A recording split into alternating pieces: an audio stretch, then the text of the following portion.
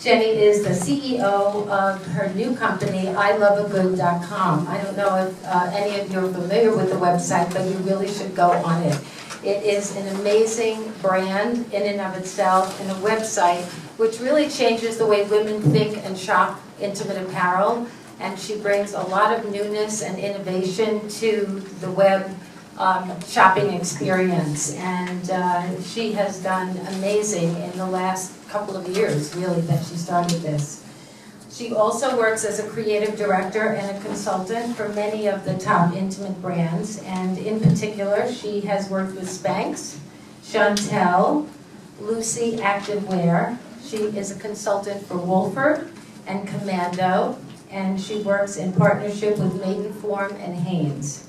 So I would say we have an expert here. What do you think? Yep. So with that, Jenny Hochman, thank you.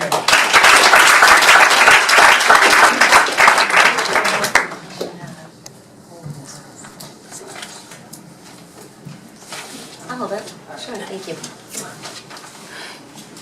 Right. Thank you. This is very important. Thank you, Deb. Can you hear me okay through this? Is that okay? Okay. Thank you. That was a lovely introduction. Thank you so much. And I'm so lucky that I actually have worked with a lot of the brands here and who are part of this group, so I'm very appreciative of that. I'm most excited that I'm here to talk about the power of branding tonight, because that is something I so believe in. And I think that we have some real experts here on the panel who know way, way, way more than I ever could dream of. So I wanted to first introduce you to Carole Hochman, the CEO of Carole Hochman Design Group, Guildo Campello, the VP of Sales,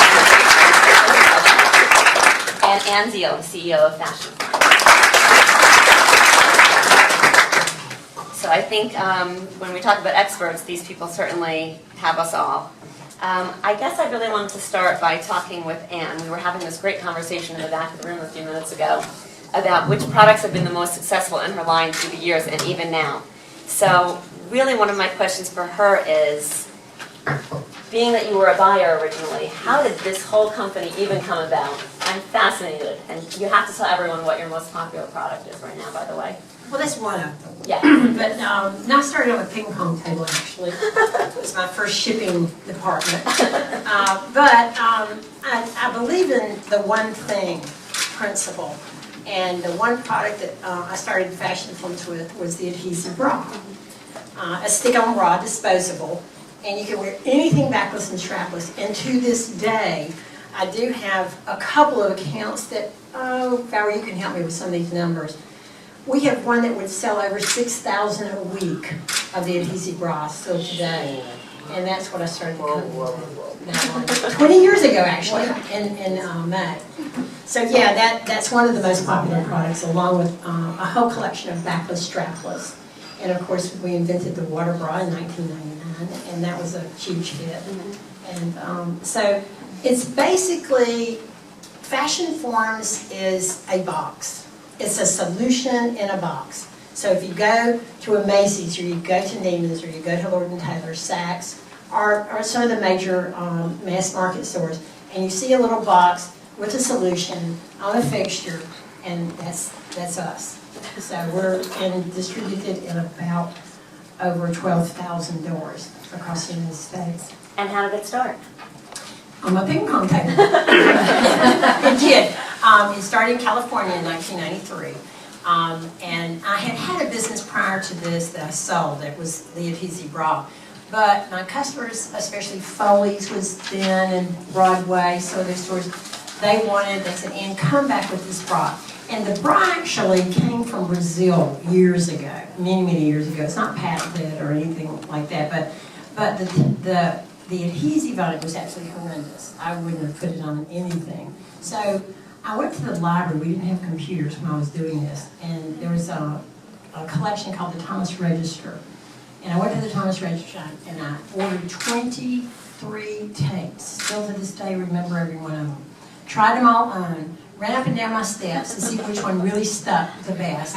And then I took it to the Moss Brothers buyer over in Tampa, Florida. She was a good friend of mine, the bra buyer. I said, Betty, what do you think of this thing? This is like incredible. And she says, oh my God, let's do it. She said, so I found a model, and we took a picture, put it in an envelope, got it all put together in my living room in my ping pong table, shipped it to Moss Brothers, and it went flying off the shelves.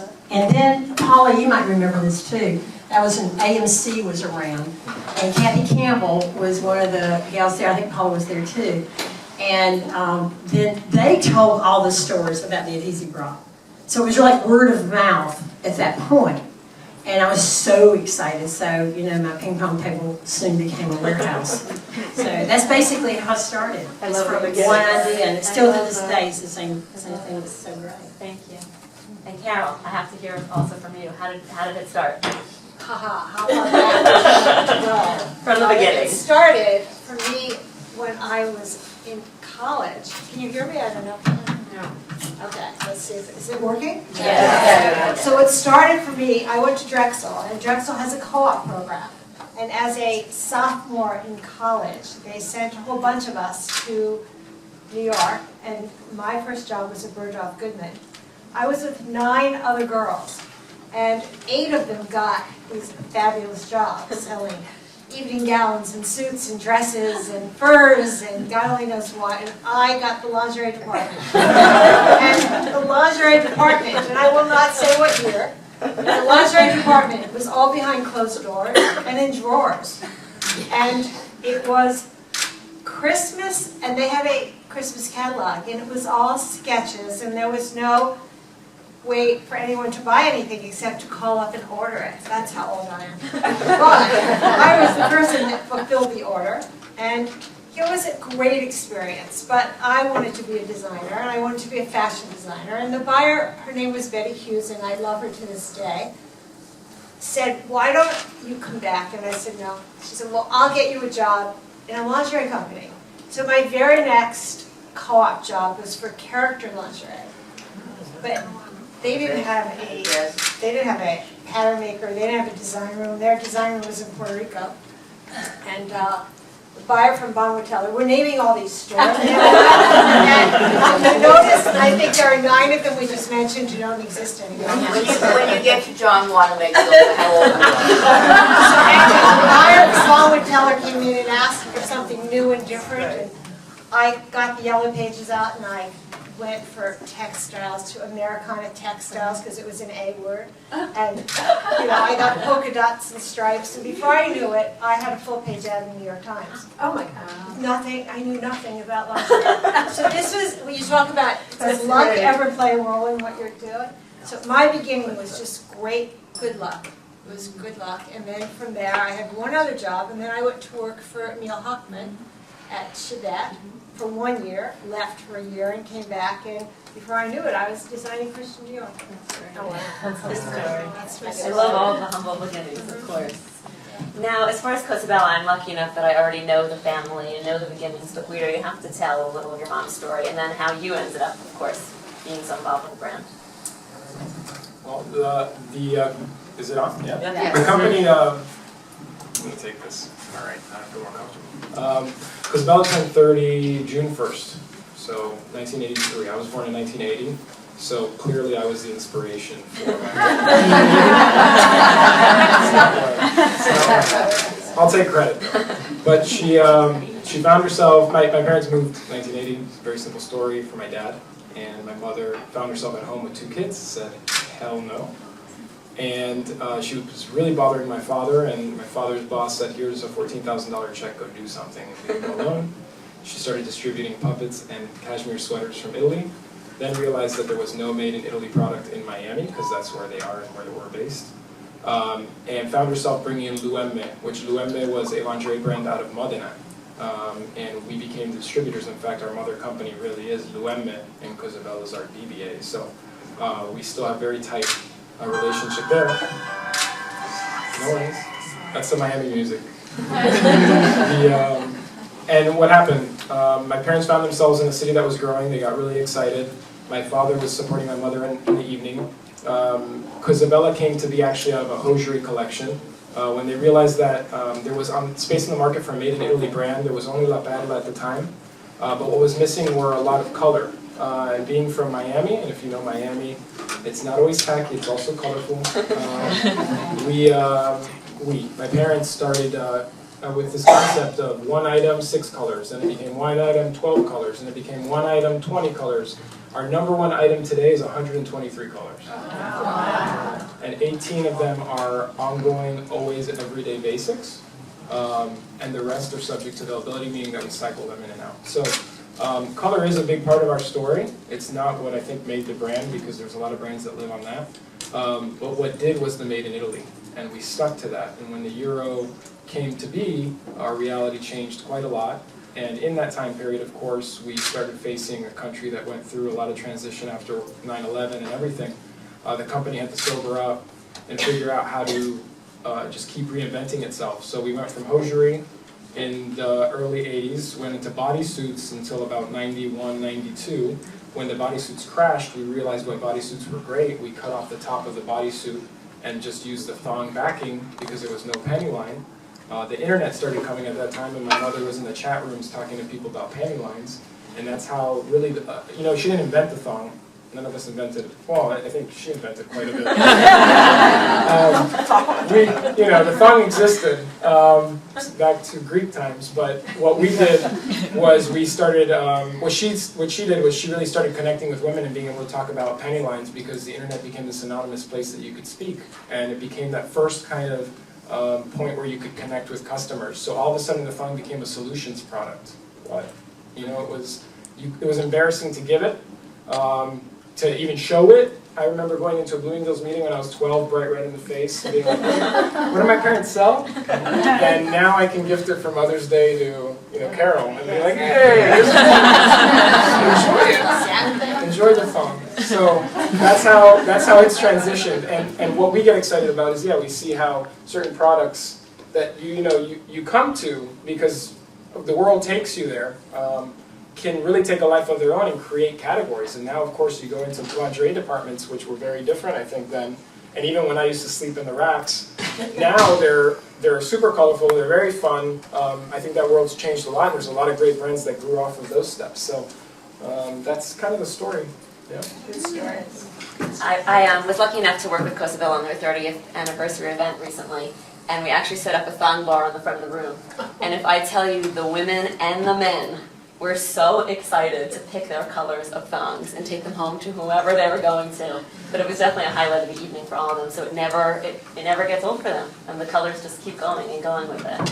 So the thong's not dead. No way. It's not yours. Well, that actually leads me to the next question, which I really am looking forward to asking Carole. So when you started, did you have a target customer in mind? Well, I have a lot of starts. Okay. So let's say when I started with my Carole Hochman knit brand, Yes. which goes back to about 1990.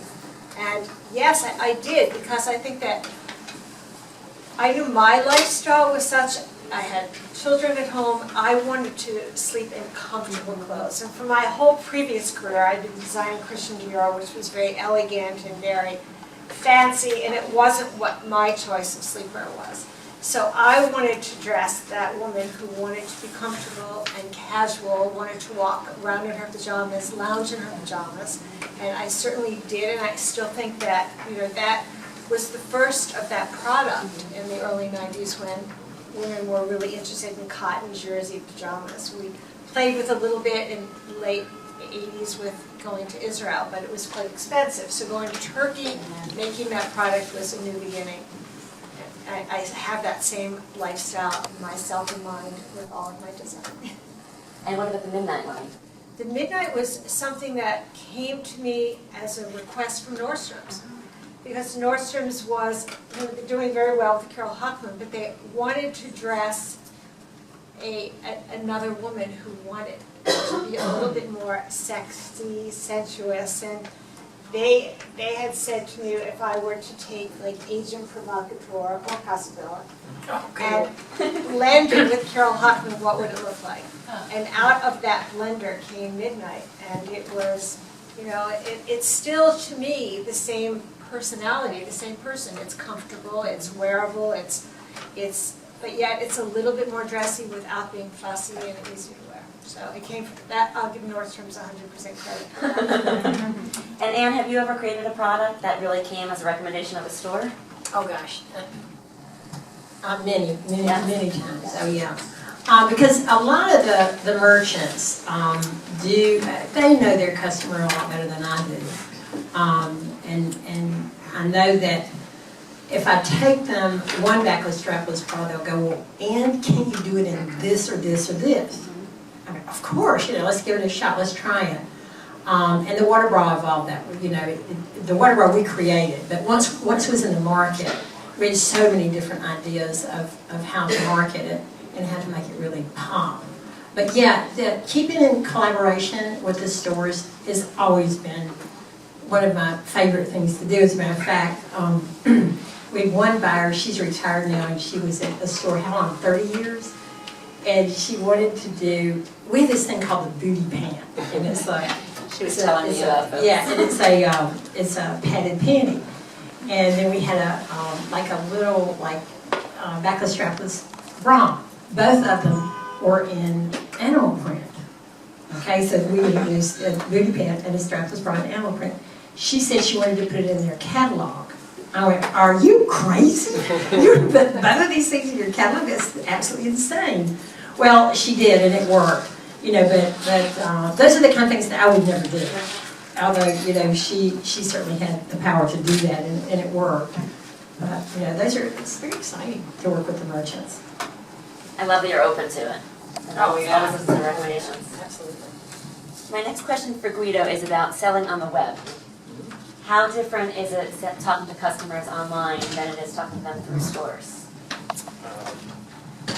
You don't get to see their face. And that's a challenge because you have to look at numbers, and I hate numbers, but I learned to love them because you have to see patterns, you have to see trends, you have to start understanding, delving deeper.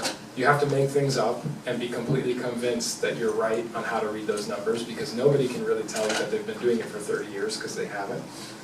So everything's new. You gotta take the chance. And I think, it's funny you were mentioning stores that, don't exist. I still see the invoices and stuff because my mom keeps all these historic invoices. The truth is there's so many .coms out there, and every day, today we got hit with another one, and I'm just like, oh my God, of course, why didn't anyone think of a .com that way? And I could make up 10 in my head today. If I had the resources to do it, I would, because there's so many ways to hit the customer just virtually.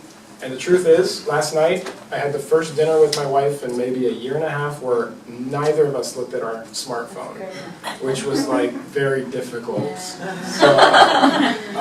the reality is, how do you capture people in those moments? And now there's great partners even in the retail side. It took a while for the department stores to come up. There's a couple that really are still not even wagging their potential. They're just so far behind for no reason. They're great on the store side, but terrible on the .com, on the virtual side. And then there's others who have completely flipped. Right. You talk about Nordstrom. And Amazing. Nordstrom sells our most expensive item and sells out of it on .com. And I have to fight with them to keep our cheapest item in stores because they've taken a different perspective. So they've completely rebranded. Their .com branding is totally different from their store branding in terms of product selection. So how do you face that? And so what we did internally, we actually created an e-commerce specialist because we're like, here's that world, take it, because there's no way that the store brick and mortar can look at .com. Right. So that's how we faced it for brand. Good answer. I was also wondering, and that sort of leads me to it when you speak about the store, how do you control the presentation of your offerings in the retail environment, I guess, Carole, to keep your identity? It's hard. And, when it was the early years of us hiring retail associates to manage it, we needed so many, and they could only be in one store at a time, and it was very expensive. And they were there to get the stock on the floor, and they were there to keep things neat. And ultimately, it was just too huge an overhead with the number of stores in the different regions that we had to pare it down to just a few. It's very difficult. I think you have to self-merchandise your collection. So when it gets to the store, it all gets there together. It's a color story that reads, easy for the sales associates to see that it needs to be together. It's out of control. It's something that I think you cannot really manage well today. It's too expensive to do that. Do you have any tips on that, Anne, on how you manage that? Well, it's a little different with Fashion Informed simply because my identity is in a box. So, yeah, but what was interesting, I think about maybe 10 years ago, maybe 12 years ago, you would open the paper on Sunday morning and every single retailer would be 25, 35% off of everything. And everybody looked alike. Every store you would go in. You would go into Wanamaker's or Macy's, wherever you would go. Everybody looked the same. They had the same brands, they had, and then everything was 25 or 35% off. So I said, well, why don't we do something a little different? Maybe we can put Macy's can be in this box, and Bloomingdale's can be in this box, like an illustration rather than a photograph, and merchandise it in the different labels. Although the products might be the same inside, or they might not. It just depends. So we did that approach, and it's been really successful for us because you can go into Macy's and it's not going to look like Lord & Taylor. It's not going to look like Bloomingdale's. It's not going to look like anybody. So that's been very successful for us. So. Yeah, that's a great tip. Carole, I wanted to ask you about licensing. Aha. And your licensing was such an important part of your business. It was always an important part of our business, and I think that my first job designing was for Christian Dior, so I really learned at the top, and I learned a lot about what's a good license versus what's not a good license. So, I do consider myself fairly expert at that, sort of picking and choosing which licenses. And for the majority of our licensing, we've done well with our choices. So if you look for a brand I use the word iconic, where it speaks to the customer and there's a lot of marketing and there's a world that you can live in so that the design team understands the personality and the needs of that brand as opposed to other brands. We've gone from Christian Dior to Oscar de la Renta to Ralph Lauren, and they all are quite different. Right. But all iconic. All iconic. Absolutely. And the ones that came to me that were great names but weren't identifiable were ones I was happy to pass on. So good choices. Yes. Guido, one of the things about COSABELLA that I've always loved is the amazing collaborations and partnerships you guys are always looking into. What makes you decide if a brand is equally worth investing in? I have a really strong team I count on because my ideas aren't always the best. So we definitely have a great mix of demographic in our company, all over the place. So we kind of do litmus tests and see how people react to them. And sometimes if nobody reacts because they don't know about it, it could also be right because it could be something on the way up. So we even have an exciting one coming up for spring, which I think is right because I see it's on its way up. And it's a little bit of the opposite. I think the iconic license, absolutely, in a license you want it to be iconic. In a collaboration, I think you want it to be trend-worthy, buzzworthy. You want it to be something the right people are talking about. Not necessarily established, because then I'm not limited, and I can make mistakes with the people we partner with. We have a great one right now. If you come to our store window, it's Magic City. If you go to Times Square today, Magic City, they rang the NASDAQ, and they're doing this launch for this TV show that's the second season starting today. Totally different, but it tied into Miami, just happened to be the right feeling. But what it did is it took our brand from being this colorful, beautiful spring-summer brand to now being a super luxurious, very sexy, sultry lingerie brand. So it gave us an opposite. It was something that gave me something different for the brand. That's why we did it. It is very sexy. Yeah. It's very beautiful. And I wanted to ask you your thoughts on advertising. One of my favorite subjects. It really is, because I think that advertising is king.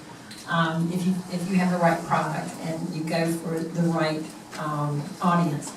But I didn't advertise nationally until 2 years ago, and I'm 20 years old this year. But we basically would advertise in all the Macy's books and the department store. Vehicles is pretty much where I branded Fashion Informs over the years. Until I'm going like, maybe we should do a different sort of thing. So I went, because we pretty much underdress every celebrity on the planet. I mean, if you see so many of the red carpet dresses, it's fashion forms that's under those dresses. And I'm like, when people go out and buy a dress, and they'll go home and they'll go, what am I supposed to wear under this thing? They don't think of it that way. And so I started advertising in OK Magazine, InStyle Magazine, Star Magazine, these celebrity magazines that are on every single beauty salon. They're in the grocery stores. They're all over the place. And boy, it has been phenomenal for us. Phenomenal. I cannot even begin to tell you. It's been the best thing we've ever done. So I'm delighted with it. And the interesting thing that we're coming out with a new product in October. So I had dinner with the publisher at OK Magazine because it's sort of really risky, just really risque. And I'm like, I don't know if she's going to let me advertise this thing. And so she said, absolutely not. She said, you cannot advertise it. I said, you're like the sluttiest magazine. Why can't I advertise it? This is like crazy. She said, because then, she said, Walmart is 25% of our distribution in the United States. And they edit what goes in these. I said, get out of here. She said, and then Kroger grocery stores is number 2. And then the beauty salons, the airports, and then Target's like number 10. But that's how they don't want to be pulled off the shelves. I'm like, okay, got it. But it's a wonderful vehicle. Yeah. Carol, for you, what's your thoughts on advertising? Well, we have not done very much of that. I think that my own brand, I think I was really lucky in my career to have been asked to be on QVC. And I think that QVC, you couldn't buy what we got from QVC for my brand because it's amazing. So I was blessed to have that. And, my partner never, my business partner, Neil, never ever believed in advertising or marketing and that, so I think we've done really well in spite of not having much. Our advertising has always been with stores, and we've always invested in catalogs and, and that's been it, but never any personal, marketing for me or our brands. But you haven't eaten it. We did great. QVC's been everything. Yes. And Guido, I want to ask you, not about advertising, but about PR, since I know you have an amazing PR wheel over at COSABELLA. We had we did a smart thing, I think, by hiring an outside PR firm, which was really at the time one of the better ones. Very expensive, but they were doing Abercrombie and all that fun stuff, Calvin Klein. So we said, hey, we got to work with them. They got us into the celebrity wheel, celebrity circuit, which we were already part of, but not really in the spoken side. We were very lucky because we caught the sweets time at the right time, where all of a sudden you got these great photo ops with celebrities. Which is, everyone's trying to figure out now how to get the same kind of value where you just send the thong and you get a picture with the right people. That was very easy. And then we decided to bring it in-house. And I think we did that at the right time. We got lucky there because it was the time in which the internet really just started pushing. This was about 6 years ago. And I think with bloggers and this whole kind of world, I mean, I remember when we started talking about BR, blogger relations, and it was like, oh my God, how are you going to handle that now? It became something very important to have them to host them, and we're doing our own press previews. And now, and we just did it with Jenny, we had everybody even coming to our store now down in Soho, and we host all the editors. We even took one big step. I remember, sorry I forgot this, where we picked the 6 or 7 best stylists at the time here in New York, based on the PR firm's recommendation. We flew them to Miami and showed them Miami. And that was one of the best weekends I've ever had in Miami. So it was an investment, but it's worth its paying dividends now. And that's where we've invested. We've stayed, we haven't gotten there yet. We'd love to. But the PR, hand to hand, touch to touch, we always talk about word of mouth. My mother will always talk about that. We're guerrilla marketing, and that's Since you just mentioned your mom. Yep. I love the way social media is so important to your brand, but I especially love that your mom was the one who really pushed the brand into social media. I think I get like 2 a.m. morning calls from my mom that are like, Guido, have you checked out this site, Pinterest? amazing. And you know when that was? That was like 8 months ago. And I was like, no, Mom, sounds like a stupid site. Could you leave me alone? And that, like, within 2 weeks, it was on CNN and everything. I'm like, damn it, she got me. So, and the funny thing is that we connect worldwide. We have COSABELLA, Facebook pages. We have US page, Italia page, and now we're doing the French pages. We're starting to translate everything.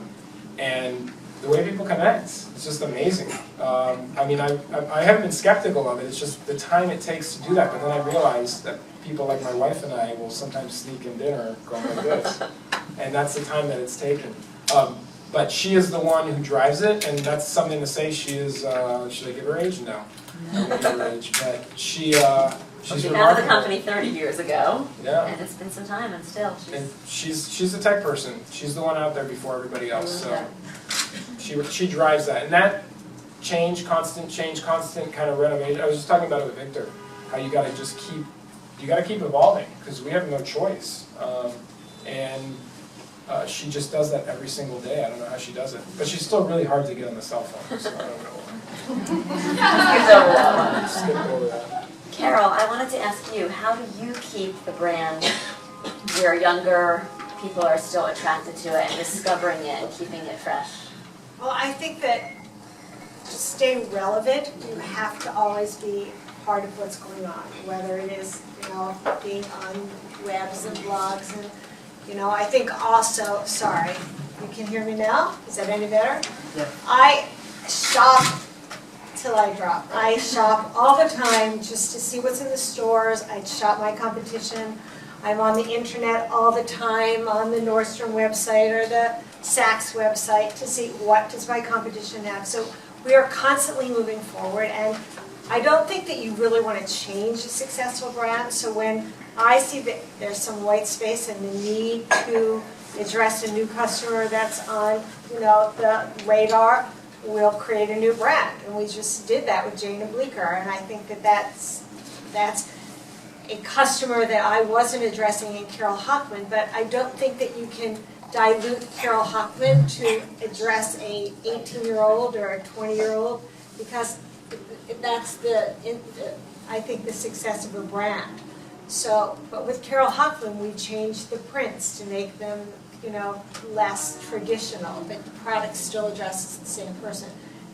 I think the success of a brand, the brand can't keep changing. The buyer comes in, she has to feel comfortable with, she's seeing something that is constant, and she doesn't even realize it's evolving. Okay, so this is really a question for each of you. So we can start with Anne. If imitation is the greatest form of flattery, how do you feel when your brand is interpreted by another brand? Well, basically, my take on that is that I'm usually first to market. So if you're first to market, then you compete with yourself. So that's what I always try to do. And if not, you just have to suck it up. What can you do? But and we have about 18 patents and 17 trademarks. So anything we look at, touch, or feel, we patent or trademark it, and try to keep it as private as we can. But basically, it's just innovation and first to market. She said the most important word, which I think is innovation. I mean, constantly. I just got one of those emails right before I came here that said, we need more newness. And I'm like, what the heck? Constant. It's true. You can't stop. So we have to reinvent things. Even if you bring back classics, you can bring back some of your most successful items just in the right moment, and they become reborn. And that's great for us because we're 30, so I'm using up that classics quite a bit because there's just great stuff. There's cycles. And just, I think every day you wake up and you realize you have a different, that first 30 seconds you wake up, you get that great idea. I always had that tendency to write it down because it really would turn out to be great and you forget about it the moment you hit the shower. So those crazy ideas actually turn into things, so just remember that. In terms of people copying us, I think that happens all the time. And one time, Saks Avenue actually copied something that they bought from us.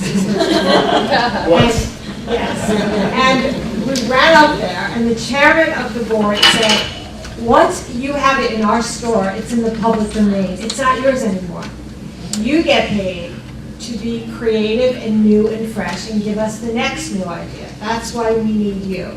And it actually made sense, and that's why we need to present 4 times a year new, fresh ideas. And, that's actually why better brands are allowed to exist. Thank you. I'd love to know if there's been a great mistake you've made that's really taught you something about the business. You all look like you have the answers to it. I make them every day. I really do. I make mistakes every day. I have a rule that if my wife's not yelling at me, then I haven't done everything I could possibly do that day. So I do that with my parents. I do that with every individual I work with. I think comfort zone is the silliest thing. So I think the biggest mistake I could make are the days that I try to sit back and think, okay, wait a second, now I can take it easy, no way. That's when I make a mistake. So I need to make a mistake. I think that because I have a great respect for the retailer when they come in, and our relationship with the retailer is the reason we've been successful. And when they say they want change and they want to get rid of everything that they've bought and they want everything new. And one year we did that for Saks. Saks seems to be the forefront of my conversation today. But the buyer came in and decided they wanted no more traditional product. They wanted everything to be glamour. Because they weren't going to buy anything else, we did a whole collection of glamour. It was the worst year we ever had at Saks. She lost her job, her boss lost the job, and what happens is the course correction takes 1 year. So you are underwater for 1 year when you listen to their brilliant new idea. You have to be so careful, and that was a huge mistake. And you have to be careful because they come and go, but we have to stay. Okay, and when did you know you needed it? With the water bra. Yeah, when Victoria's Secret gave me an order for 1 million units, I said, okay, but it didn't last that long. It was just a moment in time. But, and then I got knocked off, so it's okay. What can you do? Even though patents, whatever. It's just a price thing at that point, but I ended up with a lot of inventory. But at any rate, it was a good run. Carole, what has been your most successful product? Wow. Okay. There's something at QVC called a TSV, which is called Today's Special Value. And we had one where I think in one day I sold 86,000 pieces in one day. There's nothing quite like it in the whole world. There's nothing quite like it because you're selling one thing to a whole country in 3 different time zones. It goes on for 20 hours. That was amazing. It was amazing. I don't think that can be duplicated. Guido, best-selling product. Best-selling product. That's a really tough question. I mean, we really are so spread at this point. We are so spread, and I think that's why we're strong too. We're known, in many circles, we're known for the thong, and my parents made a very concerted effort. I mean, late night dinners being like, we can't be known for thongs! We can't! It was very humiliating, but they should also be thankful.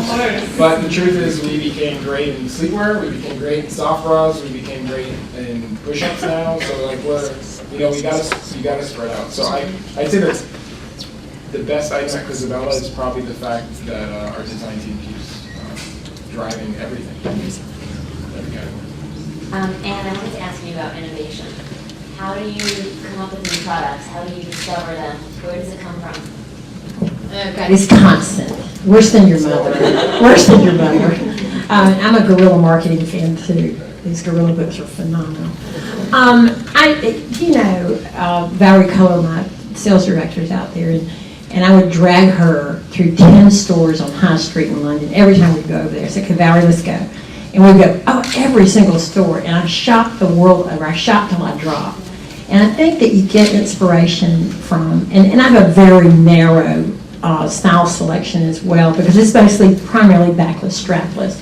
So what can you do with a backless strapless bra 14 gazillion times. You reinvent, you put lace on it, you make it this way, you make it plunge, you make it push up, you make it whatever you can do.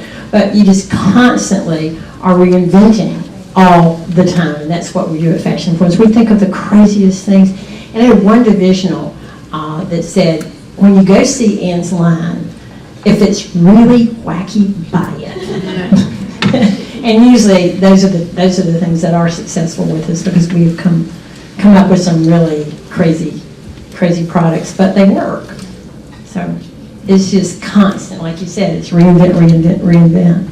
How do you feel when people come to you with ideas? Since you don't have this all Well, the they time? do, and I also said that I don't sign non-disclosure agreements. Those are big. I learned a long time ago never to do that, because I probably have seen that, something like it.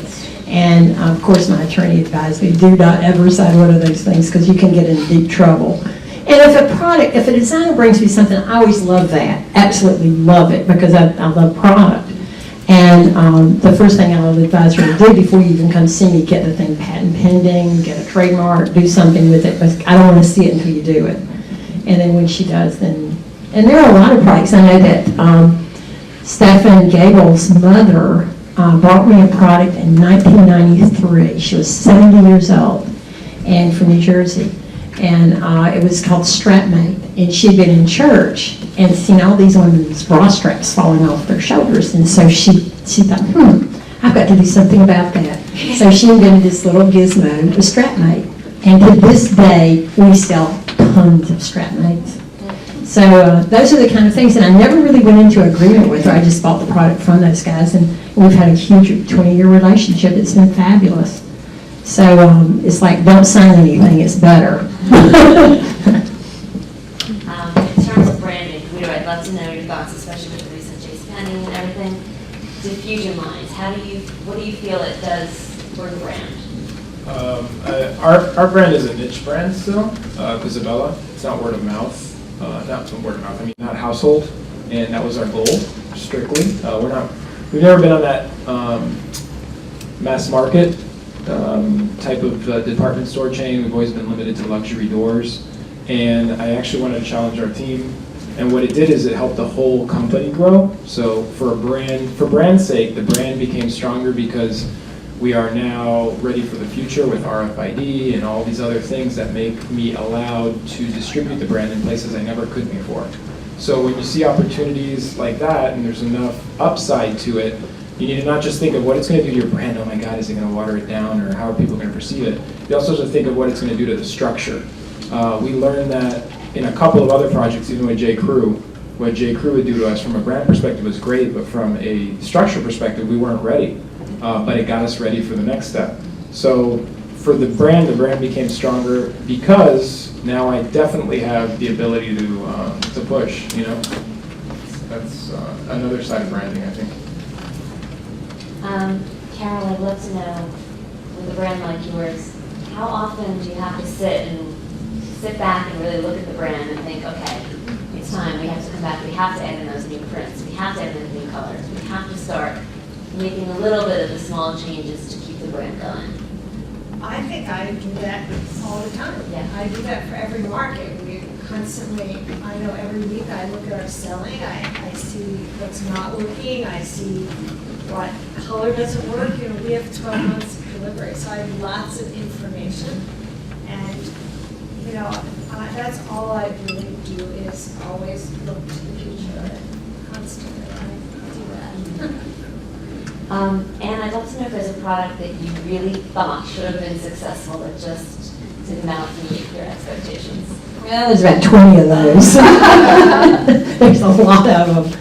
I get surprised from time to time because the product doesn't take off, or a color or something that I think really. Sometimes I think I'm maybe too far ahead of the trend, and then like you say, you come back, you circle back around. And go, well, maybe the market's ready for this product now. That's happened a lot. So, because we introduce products 4 times a year too, Carole, it's like, you constantly you want to feed freshness and newness because that same customer is in the store shopping the fixture, and you always want to have something new on that fixture for her that's the reason we shop. so you want to keep it fresh and keep it going. But no, it's hard to realize that one of your products didn't make it, but it happens. Yeah. I learned a long time ago that the product, they're not my children, so I can let go of them. And there's so many of them, and I know that. Do you spend a lot of time looking through your archives as well? I'm not a big fan of the archives because I feel that they just don't look fresh. So then that's the whole process of evolution. And, I think that even though the product, we're not on the runway the way, ready to wear is, it still is an evolution of color and fabric and print. And looking back, although I love vintage prints, but even the vintage prints get new, a sort of new face. Guido, I'd love to know from you, how is it being second generation to keep the brand still as it started? I can do a charades of this morning's family meeting, which was awesome. It is a lot of passion, a lot of heart. What's great is you could really say what's on your mind all the time. I mean, they could try to fire you, but they're not going to. So, but what I think that does also is it brings the rest of your team around, and the rest of the team as a family. We just did last week. We did our global sales meeting. For the first time, we invited our entire world team to Miami and had our 30th anniversary. And you really look at it and you're like, wow, it's not just employee company relationship. There's families here and a lot of people, putting bread on their table. And my mother, I think, kind of forces us to have lunch for that reason, to make us remember that this is family time. And really, I think that's why I think the product can be more authentic in a way. Not more, just authentic in and of itself. And why we've fought to keep that whole made in Italy and everything. It just is very personal. And I think people who know the company, know the brand over the years, realize that it is more personal. Everything we develop, we get very excited about, and then some of it does really well. But the truth is, for us, really all of them are our children. So we will literally, we'll keep it there and keep looking at it on the merchandise plan and be like, why didn't it work? Let's see if it can stay next season. So we let it sit there. My sister tries to chop them off, but I say no. So we are, the family just derives authenticity, I think, in our production cycle and our design, and it makes us, just makes us hungry every day. Yeah. Carole, is that a tip that you would give to people starting that business? Of course. I've always been very practical, surviving all of the different economic challenges that I've had through the years. I have learned that you've got to move on and you've got to constantly reinvent yourself to stay relevant. And, it was never one brand for me. My brand came late in my career. It was always other people's brands. So I didn't have the same personal, passion for it. It was always, Dior, an Oscar, or some other brand. But my brand, I've always, understood that it's a tennis match. You need to stay on your toes. The customer tells you what it's right. I don't tell the customer what's right. So it's worked. And other than your don't sign anything, advice to people launching their own brands. I would say the first thing, because if you launch your own brand, you are a creative person, find a really good bank. Man. And I think of the difficulty that most entrepreneurs or business owners have is the financial end of it. And I know the first year that I went into business, I was factored, because I didn't know what it was. But boy, did I find out. The second year, I had a bank. I got in a relationship with a banker. I took him to dinner. I loved it, whatever, But the bank was as familiar to me as and relationship-wise as the store is. I mean, because without it, especially when you grow, and let me tell you, it's painful when you grow and you need cash flow. So my advice is to collaborate somehow or the other. If you do strike it and you do make it, you're going to have that piece. So that's my advice. Advice for people starting? I tell my wife that the one thing she can't do is be my dream crusher, because it's one thing I got from my mother, and it's to think of the wild things and be like, you know what, I'm gonna try it, why not? And do it, because the truth is there is space, and right now more than ever, like we were talking about the internet, there's space in the market for anything. You probably need a good bank, and you do need structure, you need to know when to say when on specific things, but every idea is the start of something big. It really is. So whether it's the right idea yet, who knows, but you gotta kind of push through. You do. You know what, for me, it's sort of a song from Chorus Line, What I Did for Love. Because in my career, it wasn't like that, it was like that and that and that. And I had to reinvent my business and go for years, you know, not taking salary or getting on a plane. I went for 11 years to Turkey 5 times a year for 4 days at a time. It was, and I had 2 children at home. So what you do I call it survival and passion. It was my life, you know, and it's really something that you don't go there if you're not ready to really give it all and have some sort of way of surviving it. That's very good. Now I'd like to know from you, what is left on your passion bucket list? Everyone wants to know the passion bucket list. You know, I don't know. I hope there's a lot more ahead of me. Of course. You know, I'm so in love with what I do that I don't see changing what it is that I do. Okay, I need to ask each of you the same question. Bucket list. Oh my gosh. Well, I think that probably underdressing Angelina Jolie would probably be a good one, or Jennifer Aniston. You know, there's something like that says, I just have my Fashion Plums bra on. Now, that would be amazing, one of those kind of super duper stars. That's great. I second Angelina Jolie. I used to dress her. I wish I knew all of you then.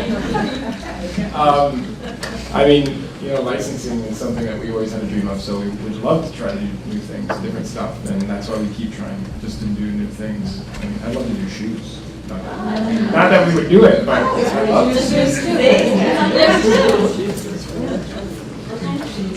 No, actually, if you wanted to know what products I'd like to do, I always wanted to do anything for the home. You know, be it sheets or, you know, bath accessories. Yeah, sheets and I've tried kids stuff so many times, but there's so many restrictions. So I think that's always been fun.